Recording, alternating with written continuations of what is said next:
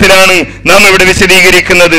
അതേപോലെ തന്നെ അല്ലാഹു സുബ്ഹാനഹു വ തആല വളരെ കൃത്യമായി നമുക്ക് പഠിപ്പിച്ചു തന്നു, അല്ലാഹുവല്ലാത്ത ആരോട് തന്നെ പ്രാർത്ഥിച്ചാലും അവർക്ക് ഉത്തരം ചെയ്യാൻ കഴിയില്ല.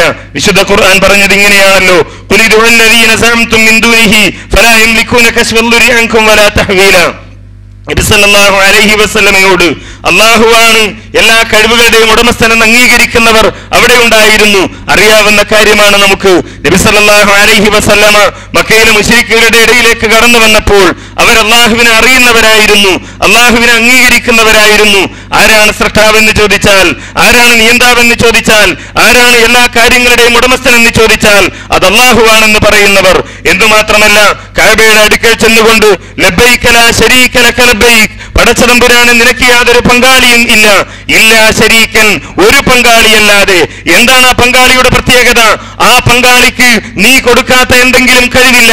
ലാത്തയോട് ഞങ്ങൾ തോടുന്നു, ലാത്ത ഞങ്ങളെ സഹായിക്കുന്നു, ഉസ്സക്ക് ഞങ്ങൾ നേർച്ചകൾ അർപ്പിക്കുന്നു, അതിന്റെ ഫലം ഞങ്ങൾക്ക് ലഭിക്കുന്നു.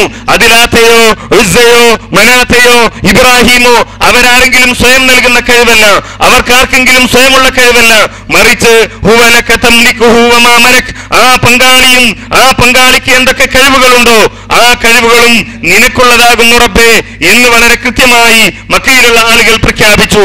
അവരോടാണ് പറയാൻ വേണ്ടി പറയുന്നത്, നിങ്ങൾ അല്ലാഹുവിന് പുറമെ ജൽപ്പിച്ചുണ്ടാക്കിയ വസ്തുക്കളുണ്ടല്ലോ, അവരോട് ശക്തികളുണ്ടല്ലോ, അവരോട് നിങ്ങൾ ദുആ ചെയ്യുക. ഫലാ യംലികൂന കശ്ഫൽ ദുരി അൻകും വലാ തഹ്വീല, കഴിയില്ല അവർക്ക്. നിങ്ങൾ എന്തൊരു കാര്യത്തിന് വേണ്ടിയാണോ, എന്ത് പ്രശ്നങ്ങളിൽ നിന്ന് മുക്തി നേടുവാനാണോ നിങ്ങൾ അവരോട് പ്രാർത്ഥിച്ചു കൊണ്ടിരിക്കുന്നത്, ആ പ്രശ്നത്തിൽ നിന്ന് നിങ്ങളെ കരകയറ്റാൻ അവർക്ക് സാധിക്കുകയില്ല, കഴിയുകയില്ല എന്ന് അല്ലാഹു സുബ്ഹാനഹു വ തആല വിശദീകരിക്കുന്നു. ഈ ആയത്ത് സൂചിപ്പിച്ചുകൊണ്ട്